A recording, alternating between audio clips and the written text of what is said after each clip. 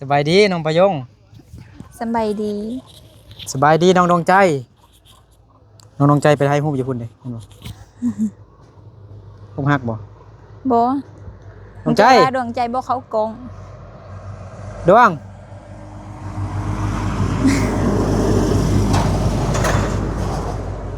จ้าแล้วเนาะตัวเนาะตัวเนาะโนกันว่าโนนะจิจ้าล่ะมากินน้รอเฮาเด้นะำทักทายสบายดีพี่น้องเด้อเนาะนะสบายดีพี่น้องบ่สู่ทุกคนที่เคารพฮักแท้เด้อยินดีต้อนรับเข้าสู่ช่องบ่าวนึกเข้าปล่อยตอนแรงๆบ่าวนึกมาหาน้องปายงบ้านกิ้วแคมเมืองเพียงแขวงไสยบุรีเนาะสบายดีน้องใจสบายดีเด้อเป็นยังน่ะนั่งอกหักน่ะบ่ดูขี้ไอจังหน่อยถ่ายตลกน้ำไอ้บึ้ดนึงเนาะ1 นาทีไอ้นึกถึกเล็กซื้อน้ำให้กินเย้กินบ่น้ำอันนี้มากินบ่กินเอาบ่ได้เอาอันนี้เอาน้อยเดี๋ยวกินให้เบิ่งก่อนกินให้ FC เพิ่นเบิ่งก่อนกินน้ำได้ท้องแต่จิตตอกแกเอาดูเฮ้ยระวังมันอยู่ปาดเลยดูกูตาลงก่อน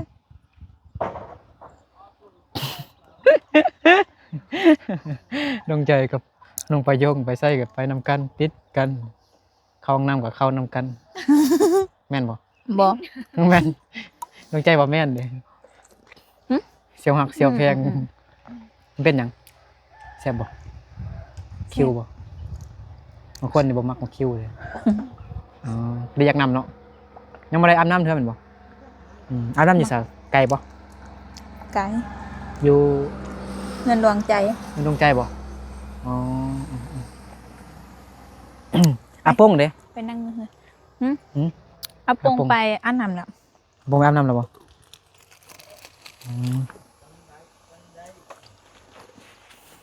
ไปพ่อแม่ยังบ่มาเถอะบ่มาเถอะโอ้ไอหัวแป้งอันบอลไว้ไม้สิแล้วได้นี่สบายดีไอหัวเด้อได้ยินทันทีนี่ไอหัวแป้งบอลเมียนไม้อยู่นี่เห็นบ่เมียนอันแป้งสบายดีเด้อบ่าว2 คนนี่ไอน้องใจบ่คืออยู่เนาะเป้าไปยง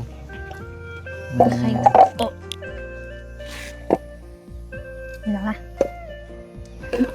มันนี่ไปโรงเรียนบ่มันนี่ไปโรงเรียนบ่น้องใจก็ไปกันแต่นะไม่ได้ไปมัดมือนะมัดมือนะเงียนฮะมันนี่ไปโรงเรียนเป็นยังส่งเครื่องมัดมือบ่สมองที่จ้องเราสมองบางว่างจึงงั้นเนาะอาจารย์บ่ขึ้นบ่แม่นคิดว่าขาดเบิดมือพากันกินข้าวแล้วนึง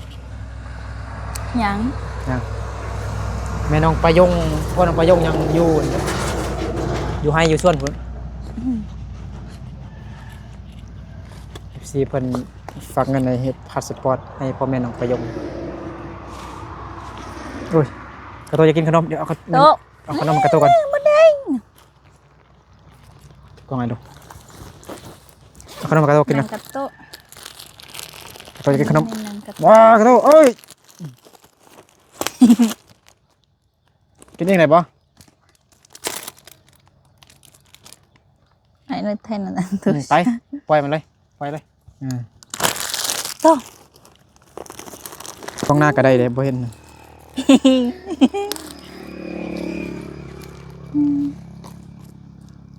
เอากระโตครับขนมไปใส่ละมัน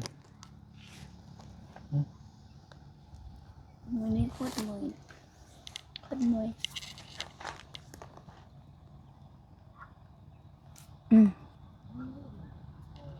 ไอ้นึกเอาไปกองหน้าแม่เอาว่าอย่างกับว่าเอาไทยตัวเองก่อนก็ได้ ให้ใจดีเดี๋ยวซื้อขนมหาดวงใจก็ไปย่องกินได้เด้อ ไม่กินแต่ขนมไม่กินแต่ขนมนะไปโรงเรียนนะ สบายดีเด้อสบายดีสำคัญ ต่างสามารถจดใจเหรอ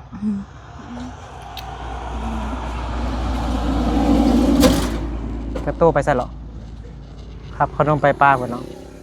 ยาหนาวญาติกิน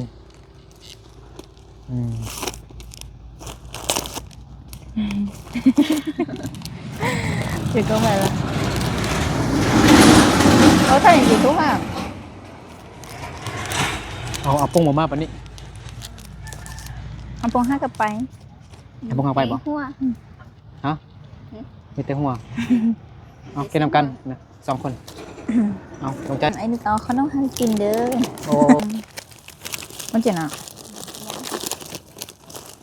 ไม่ใช่ เอาไปให้น้องอาปุ้งเลย มันได้กำลังไปแต่แสบ เอาไว้ให้น้องอาปุ้งหน่อยเด้อ นี่เดี๋ยวช่วยอย่างกระจอกกัน นำให้อาปุ้งเลยเอานำให้อาปุ้ง แล้วขนมกัน กินขนมเหมือนกันเด้อ อันนี้เมนอันไอ้นึกซื้อมากิน อันนี้ชิบูของหน่อย เอ้ย เด็ดฮอนได้กินขนมพี่น้อง ป่วยนักหรอก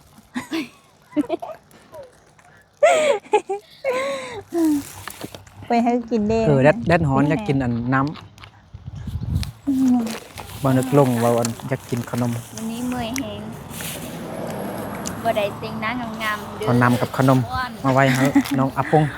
เรื่องใจก็ไปย่องอันเรื่องทาง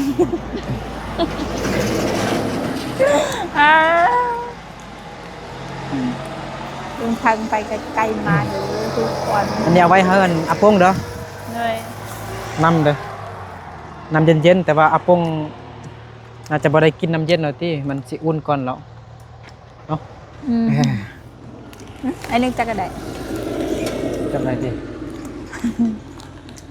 ไม่เซลฟี่ไอ้บ่ แมน เอานั่นมัดเอามันหักอันน็อตมันเนี่ยน็อตมันเสีย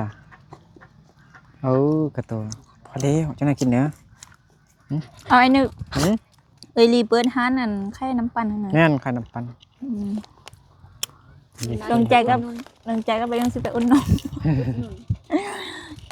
นู่นเอาเครื่องน้องประยง2 อันไอ้หาก็ฝากมานี่เด้มันยืดทุ่งปีลืมเอาน้องประยงเขียนอันเบอร์ไอใส่มันบ่แม่นติอนุสิทธิ์มันเบอร์ไอเลย โอ้เบอร์พักเหรอ หัวลงจึงแม่นเบอร์ไอเบอร์เอลีติ โอ้ หรือว่านั่นแหละ ไปยงคิดอัน ลองทำ ที่ว่า เอลีบ้าง เบอร์ไอ้นึก เอลีเลือกเบอร์ไอแล้วก็ใส่เบอร์ใหม่เบอร์เอลีติ นะก่อนที่สร้างเบอร์ไอ้นึกเบอร์ไอ้ลี เมื่อกี้ไปส่งเครื่องนะเอากระต้นนิดนึงเลย บัดตุ้ยเหรอ โตะไม่กันน้อย ลูกกระโตห้องอยู่แอ่ง ที่ให้ อย่าให้ ให้หมด บ่ได้สังเกตบนรถไอนะ ฮะ บ่ได้สังเกตบนรถไอนะ เห็นอยู่เฟซแล้ว เอาเป็นยังก่อโอ้บ่มีเสื้อหรอก จับกล้องให้นะ เสื้อพันหมด มาเบิ่งกัน เสื้ออัน โอ้ย เสื้อดุบใส่ไอ้นึก ทุกคน โอ๊ย เบิ่งรถบ่นึกดู เสื้อดุบใส่ไอ้นึก จะมีซื่อๆได้ล้าน4พุ่นน่ะ ฮะ คันแป้งน่ะ ปะโถ ล้าน4พุ่นน่ะ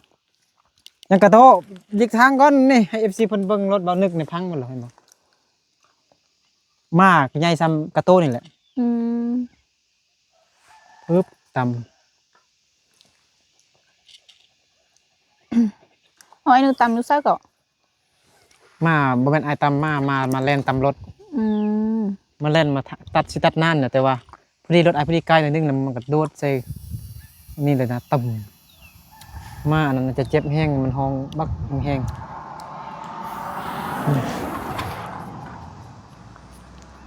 มาบ่ไตดิ ยังวะเดี๋ยวโทรไปห้านดวงใจไปเอิ้นดู โตะขนมนะ ไปหาไอ้ไปยงไปไปยอมไปเนาะกินฮอดอ้ายนะ คิดหอยนึกได้ อืม ฮะอะไร ล้านซี่พุ่นเด้น้องไปยง เพลงเนาะ เป็นเงินบาทก็ประมาณ 2,000 กว่ามื้อน่ะถึงสิไปให้เพิ่นเบิ่งก่อน โตมา ไอ้นึกตัวซื่อๆเด้อเขาว่าถึกเลขบ่แม่นเด้ อันนี้บ่ได้ถึกเลขก็เด้อ ไปยงที่วัดเท แม่น มันแต่ก็นอนหน่อย ผู้ใหญ่ใจดีเพิ่นฝากเงินมาให้เฮ็ดพาสปอร์ตน้องพ่อแม่น้องประยงแล้วก็เงินเหลือก็สิบ่นึกนี่ซื้อชุดนักเรียนให้น้องประยงว่าซั่นแต่น้องประยงว่าบ่มักบ่อยากเอาชุดนักเรียนอยากได้เครื่องนุ่งธรรมดาทรงเสื้อธรรมดาว่าซั่น น้อยใส่น่ารักอย่างโต โตยิ้มใส่กล้องหน่อย โต แต่ว่าอันพ่อแม่น้องประยงยังบ่ได้กลับจักให้จักส่วนเถื่อก็เลยยัง เขา บ่ ห้า ได้ ได้อยู่ ได้อยู่ไอ้โทรหามื้อ เอ้า ช่วย โตบ่กินข้าวน้องแล้วบัดนี้ มาไอ้เอาให้มันจะกิน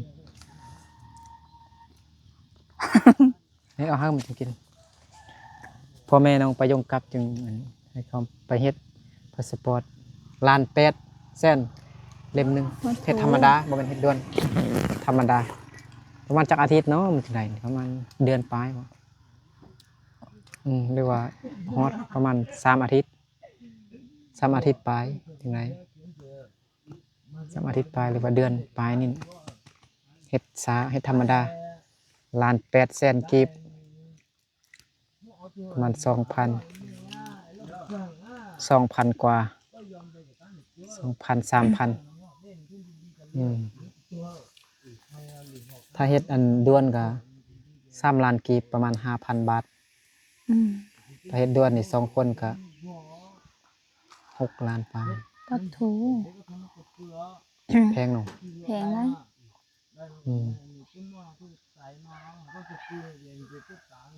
โอ้ช่วงนี้ก็น้ำแห้งอากาศร้อนบ่มีฝนเนาะฝนบ่ตกน้องประยงก็คือสิลำบากไปอาบน้ำบักไกล บ่ ๆอา มี บน้ำอยู่เฮือนน้อง เลย ดวงใจเนาะ ดูไปข้อน้ำนี้เงินโดนใจอ่ะ อาปงแม่นอาบน้ำอยู่อันนาพุ่นเนาะ แม่น เอ้าถ่ายอายอยู่นะโทรถ่ายน้องหั่น กูว่าเหยียด สิบ่เบิ่งอายติ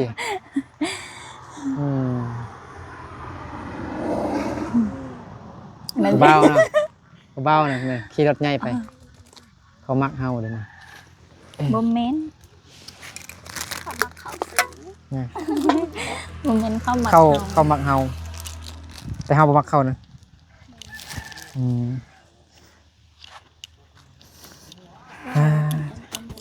ไม่ได้เงินจักพันไปส่งเครื่อง ในเด้อัน เอาเงินดวงใจได้บ่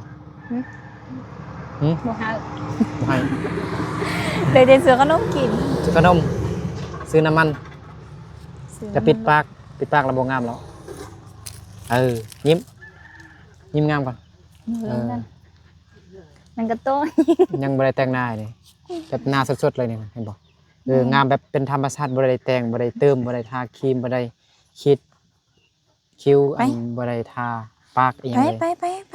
งามธรรมชาติ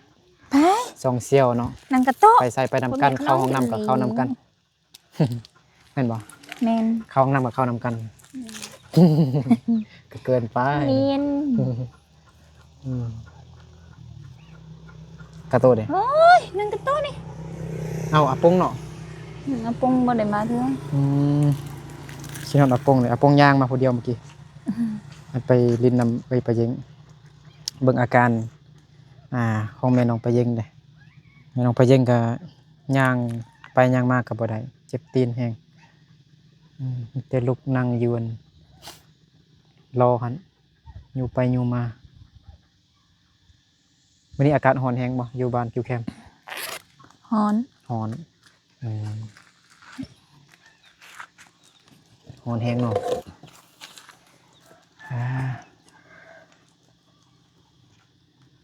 แล้วต้องหมอยเป็นหรอกอ่ะ มื้อเช้าเฮ็ดหยังกินน่ะ ฮะ ลงใจกินข้าวนำบ่ ลงใจมาได้กินมากินน้ำอุ้ยมันมาตุ้ชัว มื้อเช้าเฮ็ดหยังกินน่ะประยง ไข่ น้องลงใจเด้มื้อเช้าเฮ็ดหยังกินผักบ่ผักหยัง กะหล่ำปี กะหล่ำปีโอ้มีอยู่ใช่ได้ขายหลายบ่อ้ายอยากซื้อไปกิน ตลาด บางทีไอ้งามผิวขาวคือน้องลงใจเอาต้นช่วยเด้เฮ็ดหยังกินลงใจ บ่ได้กิน บ่ได้กินข้าวบ่ประยงเลยกินบ่ ได้ บ่ได้กินเถอะตอนแรกนี่ ยัง ตอนแรกก็ยังบ่ได้กินเถอะ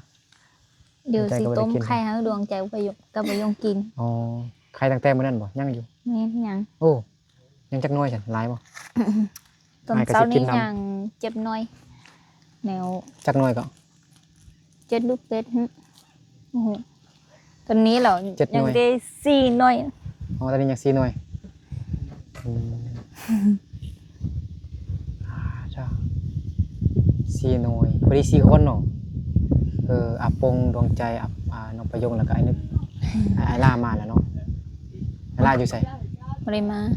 เอ้าพอว่ามาเลยโทรมาพอเมื่อกี้ บ่ฮู้ เพราะว่าไอ้ล่ากลับบ้านก่อนยังพ่อแม่ว่าซั่น มาบ่ได้ฮอดเทื่อที่ไอ้ลำบ่ได้บ่ไปยง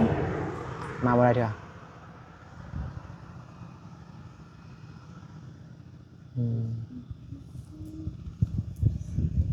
ยิ้มงามๆบนนึงก่อนไอ้เฮ็ดหน้าปกเลย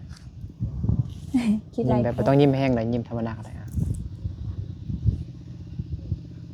2 3เห็นเขี้ยวเลยเหรอก ระดาษ ก็เห็นเขี้ยว แล้วแต่ว่ารู้ชายจังเนาะก็จะแข็งนี่อันไหนกิน ตอนไอเฮียนอันทับอิดน้องใจกับน้องประยงบ่ได้ปากน้ำอายเด้อน้องตอนอันพวกน้องเลิกเฮียนมานะไอ้ถามมันยังก็บ่ตอบ เอาตัว อายบ่ เออ ขี้อายน้อง ถือถ้าดี แต่ฮู้อยู่หน่อยถามน้องแต่บ่กล้าปากเพราะว่าไอ้ถ่ายคลิปเดี๋ยวขณะเวลาถ่ายคลิปนี่ก็บ่อายน้องคิดว่าพวกน้องอายไอ้นึกหรือบ่แม่นซ้ำอาย FC เนาะ เอาอะไรกินเนาะตื่นแน่ ถ่ายเป็นคลิปแรกแล้วเนาะตอนพวกน้องมาเนาะน้องประยงกับน้องดวงใจก็ถ่ายคลิปแรกน้องไปเยงไปเยงไอ้ก็ถ่ายตอนครั้งแรกเลยไอ้เคยเซตหาไปเยงอยู่แต่ว่าไอ้บ่ได้ถ่ายคลิปแต่พอดีบังเอิญเจอใส่ตอนไปโรงเรียนตอนเลิกโรงเรียน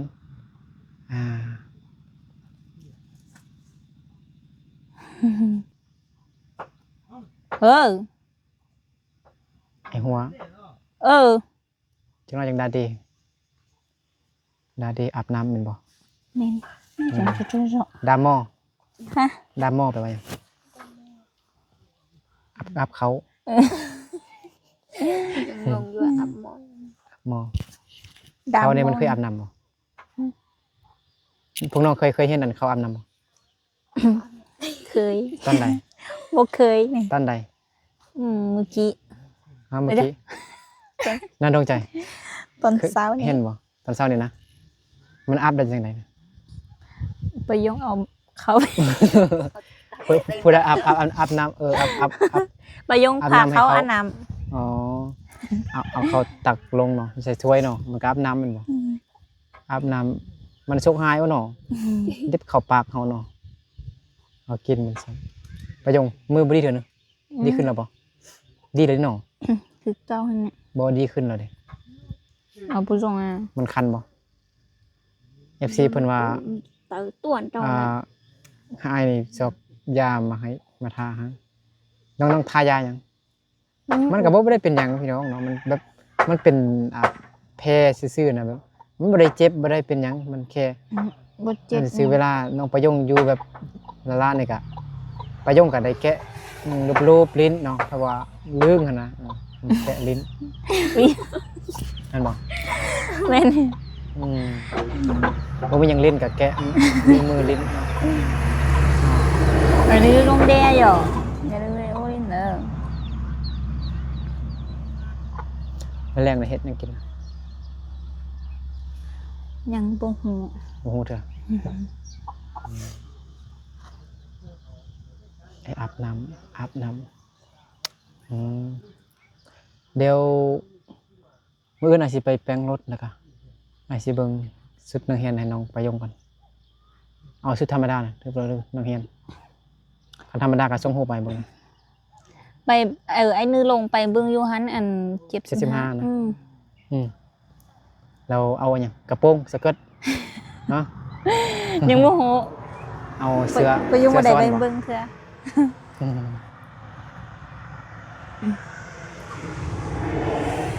แล้วก็หยังนมเหนียวเด้น้องใจน้องใจกินนมเหนียวนะอยากกินอีกบ่กินกา กินเต็มบ่ต้องซื้ออยู่พุ่นมาแล้วมันซื้ออยู่อันบันนี้ก็ได้ จริงๆก็มีบ่ ซื้ออยู่พุ่นเดี๋ยวมาฮอดบ่ ฉันอายก็บ่ซื้อให้เลยซื้อเองเลยเนาะ ซื้อเองก็ได้ น้อยใจอยู่พุ่นมันจอก25เด้อยู่นี่เด้ 15 ฮะ 15 15ซื่อๆจอกใหญ่บ่ จบไง ใหญ่ซำมื้อนั้นบ่รสชาติมันแซ่บบ่ 10 กว่า ยัง15คือว่านั่นคือว่าปกติเหรอธรรมดาก็อยู่สัญญานี่มันเป็นตัวเมืองใหญ่มันต้องทึกจักหน่อยมันอยู่เขตนอกแล้วมันคือว่าทึกเนาะอยากกินแต่นมเหนียวบ่อย่างอื่นเด้ กินแต่นมเหนียวหั่น นมเหนียวอ๋อกินน้ำก้อนหมายซื้อมาให้ทงนึงทง 5,000 เอามาปิ้งกิน กินน้ำก้อน เอามา น้ำแข็ง จิ้ กิน มกินก็ได้ ทอดกินใส่น้ำมันเนาะเคยเหรอเนอะ เคย บ่ทอดกินน่ะเคยเหรอเหรออ๋อโอเคอ่ะไปอาบน้ำซะเด้อได้นึกกลับกันเนาะโอเคมื้ออื่นจึงได้กินนมเหนียวขอบใจขอบคุณ FC บ่สิฮู้ทุกคนเด้อขอให้ทุกคนจงอยู่ดีมีแรงสุขภาพเข้มแข็งแข็งแรงบ่ให้เจ็บบ่ให้ป่วยบ่ให้ร่ำรวยเงินทองบ่สิผู้สู่คนเนาะปีนี้เดือนบุญสงกรานต์ก็ขอให้มีสติระวังตัวไปไสมาไสก็ต้องมีสติเนาะบ่ต้องเฮ็ดคือบ่นึกเด้อเนาะบ่นึกเฮ็ดรถมันหรอกอาจก็มีสติอยู่ดอกแต่ว่ามาหั่นน่ะการมีสติล้มแล้วแต่ว่ามาแล่นชนใส่รถซื่อๆก็ไปปกติแต่มามัน มาเมาบลีมบลี ไม่อยากเอาขึ้นดูไม่อยากเอาขึ้นดูยังก็ตั้งใจโพสจนเราลืมเนาะมาเป็นยัง เรียกว่ามาเมาเบีย เมื่อกี้น้องว่ายังเหรอน้องว่าน่ะ เปลี่ย เบรียงน้องไปยกคืนอยู่แล้วเราออกมาเราพอพิษซ้ำคิดว่าเธอกับบ่แม่นเท่าน้องน้องไปยงว่ามาเมาเบียแต่ว่าน้องไปยงว่ามาเมาเบีย